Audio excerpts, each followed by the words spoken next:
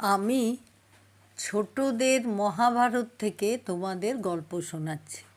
গল্পের নাম যুবরাজ হলেন যুধিষ্ঠির। রাজকুমারেরা সবাই এখন বড় হয়েছেন। ধৃতরাষ্ট্র তাই যুধিষ্ঠিরকে হস্তিনাপুরের যুবরাজ বলে ঘোষণা করলেন। এতে সকলেই খুব খুশি হলেন।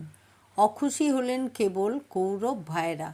হিংসায় উন্মত্ত হয়ে দুর্যোধন পাণ্ডবদের পুড়িয়ে মারার জন্য এক ষড়যন্ত্র করলেন। তিনি ধৃতরাষ্ট্রকে অনুরোধ করে পাণ্ডবদের কিছু রাবণাবত নগরে বসবাস করতে পাঠালেন। রাবণাবতে এসে পাণ্ডবেরা দেখলেন তাদের থাকার জন্য যে বাড়িখানা তৈরি হয়েছে সেখানা শন, ধুনো আর গালা দিয়ে তৈরি। ওপরে শুধু রঙের প্রলেপ দিয়ে সুন্দর কারুকার্য করা হয়েছে।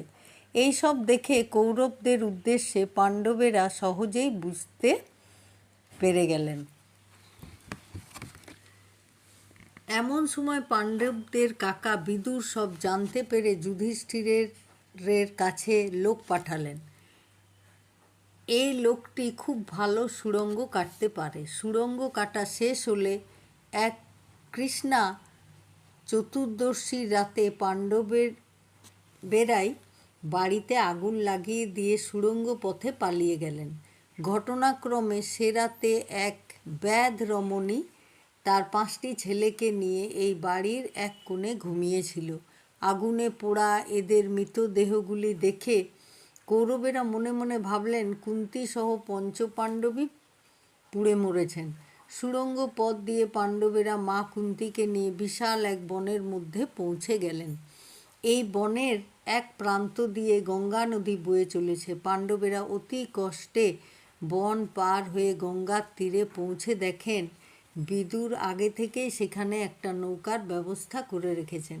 গঙ্গা পার হয়ে পাণ্ডবেরা অন্য এক দেশের এক গভীর বনে প্রবেশ করলেন। দিনের বেলায় তারা বনের মধ্যে লুকিয়ে থাকতেন আর রাতের অন্ধকারে আকাশের তারার দেখে দিক ঠিক করে দক্ষিণ দিকে এগিয়ে চললেন। তোমাদের আরও পরে অনেক গল্প শোনাবো। তোমরা সবাই ভালো থাকবে, সুস্থ থাকবে। আমি ছোটদের মহাভারত থেকে তোমাদের গল্প শোনাচ্ছি। গল্পের নাম যুবরাজ হলেন যুধিষ্ঠির। রাজকুমারেরা সবাই এখন বড় হয়েছেন।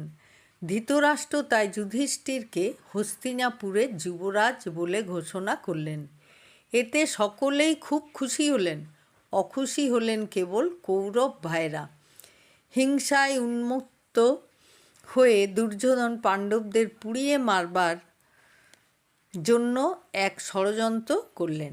তিনি ধৃতরাষ্ট্রকে অনুরোধ করলেন পাণ্ডবদের কিছুদিন বারানাবত নগরে বসবাস করতে পাঠালেন। বারানাবতে এসে পাণ্ডবেরা দেখলেন তাদের থাকার জন্য যে বাড়িখানা তৈরি হয়েছে সেখানা শন, ধুনো আর গালা দিয়ে তৈরি।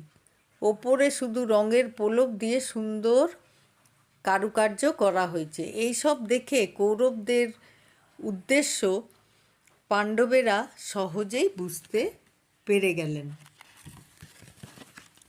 এমন সময় পাণ্ডবদের কাকা বিদুর সব জানতে পেরে যুধিষ্ঠিরের কাছে লোক পাঠালেন। এই লোকটি খুব ভালো সুড়ঙ্গ কাটতে পারে। সুড়ঙ্গ কাটা শেষ হলে এক কৃষ্ণা চতুর্দশীর রাতে পাণ্ডবেরাই বাড়িটিতে আগুন লাগিয়ে দিয়ে সুড়ঙ্গ পথে পালিয়ে গেলেন। ঘটনাক্রমে সে রাতে এক ব্যাধ রমণী তার 5টি ছেলেকে নিয়ে ওই বাড়ির এক কোণে ঘুমিয়েছিল। আগুনে পোড়া এদের মৃতদেহগুলি দেখে কৌরবেরা মনে মনে ভাবলেন কুন্তী সহ পঞ্চপাণ্ডবেরই পুড়ে মরেছেন। সুড়ঙ্গ পথ দিয়ে পাণ্ডবেরা মা কুন্তীকে নিয়ে বিশাল এক বনের মধ্যে পৌঁছে গেলেন। এই বনের এক প্রান্ত দিয়ে গঙ্গা নদী বয়ে চলেছে। পাণ্ডবেরা অতি কষ্টে বন পার হয়ে গঙ্গার তীরে পৌঁছে দেখেন বিদুর আগে থেকেই সেখানে একটা নৌকার ব্যবস্থা করে রেখেছেন। গঙ্গা পার হয়ে পাণ্ডবেরা অন্য এক দেশের এক গভীর বনে প্রবেশ করলেন। দিনের বেলায় তারা বনের মধ্যে লুকিয়ে থাকতেন, আর রাতের অন্ধকারে আকাশের তারা দেখে দিক ঠিক করে দক্ষিণ দিকে এগিয়ে চললেন। গল্প তোমাদের কেমন লাগলো জানাবে। পরে আরও গল্প শোনাবো। তোমরা সবাই খুব ভালো থেকো ও সুস্থ থেকো।